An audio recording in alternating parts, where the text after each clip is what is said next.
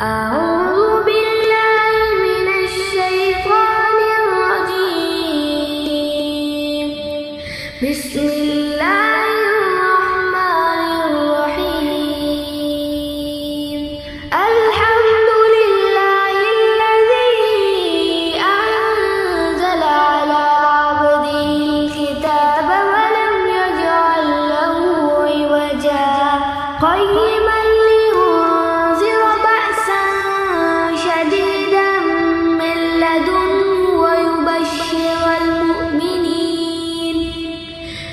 ويبشر المؤمنين الذين يعملون الصالحات أن لهم أجرا حسنا ماكثين فيه أبدا وينذر الذين قالوا اتخذ الله ولدا ما لهم به من علم ولا لآبائهم كبرت كلمة تخرج من أفواههم إن يقولون إلا كذبا فلعلك باخع نفسك على آثارهم إن لم يؤمنوا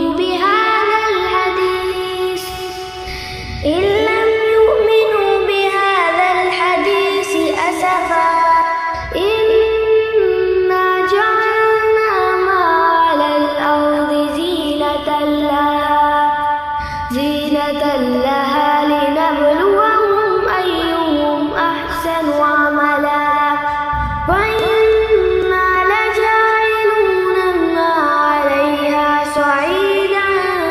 جرزا أم حسبت أن أصحاب الكهف والرقيم كانوا من آياتنا عجبا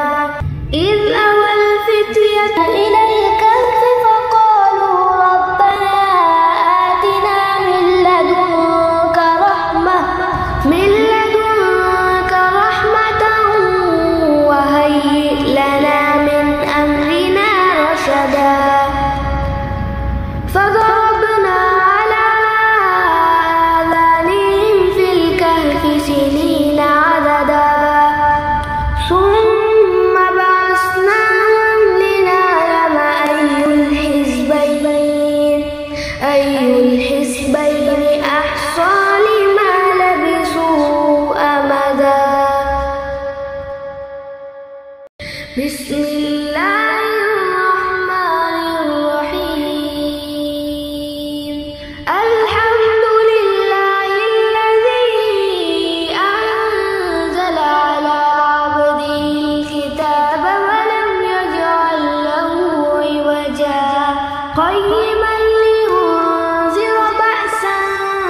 شديدا من لدنه ويبشر المؤمنين الذين يعملون الصالحات أن لهم أجرا حسنا ماكثين فيه أبدا وينذر الذين قالوا اتخذ الله ولدا ما لهم به من علم ولا لآبائهم كبرت كلمة تخرج من أفواههم إن يقولون إلا كذبا فلعلك باخع نفسك